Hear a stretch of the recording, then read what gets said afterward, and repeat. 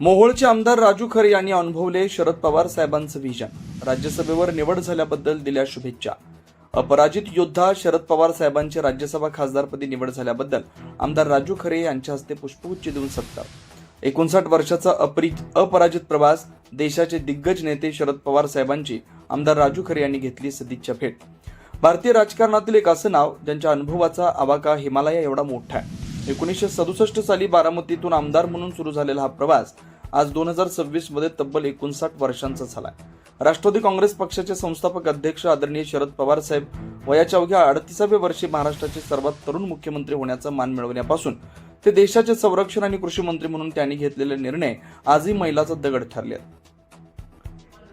सर्वात महत्त्वाची बाब म्हणजे 1967 ते 2026 या प्रदीर्घ काळात लोकसभा, विधानसभा, राज्यसभा आणि विधान परिषद अशा तब्बल 17 निवडणुका लढवूनही एकदाही पराभव न स्वीकारलेला देशातील हा एकमेव अपराजित योद्धा आहे. अशा या उत्तुंग नेतृत्वाची आज प्रत्यक्ष भेट घेण्याचा योग आला. साहेबांची राज्यसभेच्या खासदारपदी पुनश्च निवड झाल्याबद्दल त्यांचे पुष्पगुच्छ देऊन मनपूर्वक स्वागत करण्यात आलं. साहेबांची ही ऊर्जा आणि जनसेवेचा वसा आम्हा सर्व कार्यकर्त्यांसाठी सदैव प्रेरणादायी आहे. साहेबांना पुढील वाटचालीस उदंड आयुष्य आणि आरोग्य लाभो ही शुभेच्छा.